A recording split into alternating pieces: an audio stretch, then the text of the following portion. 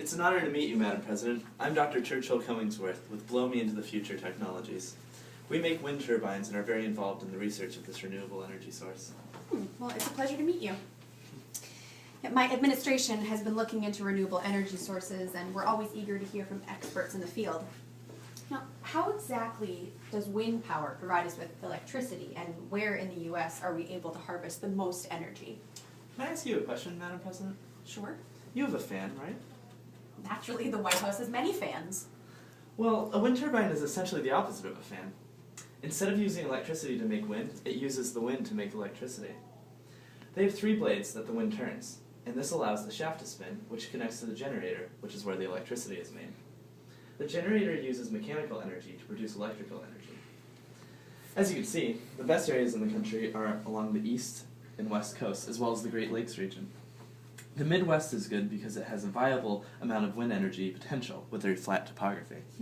Now, how much does one wind turbine usually produce? Well, I have the calculations right here. The numbers are based upon a wind turbine with a blade diameter of 1 meter, an operating efficiency of 20%, with a wind speed of 13.4 miles per hour. This wind turbine could generate 20.3 watts of electricity, which translates to 487.2 kilowatts per hour in a 24-hour period. A 1-year period of this type of energy is enough to power electricity for 1,000 households. Now, that sounds very promising. Now, tell me, why is your energy source better than others? Times are tough and federal funding is limited. So, what distinguishes your energy source? Well, wind energy is one of the cleanest renewable energy sources.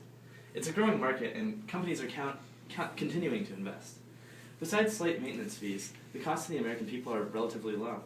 The biggest issue, like any other alternative energy source, is the startup costs, and this is why we need the government's help.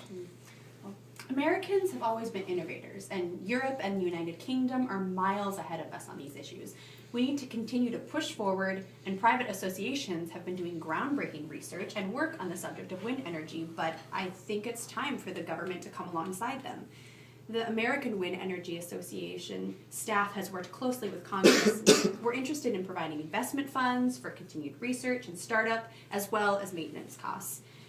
And, from this graph, I can see how important renewable energy sources are becoming, and I want wind energy to continue to thrive. Well, with the United States' desire to move towards this renewable energy source, I believe that wind power can blow you out of the water. Thank you for your time, Madam President.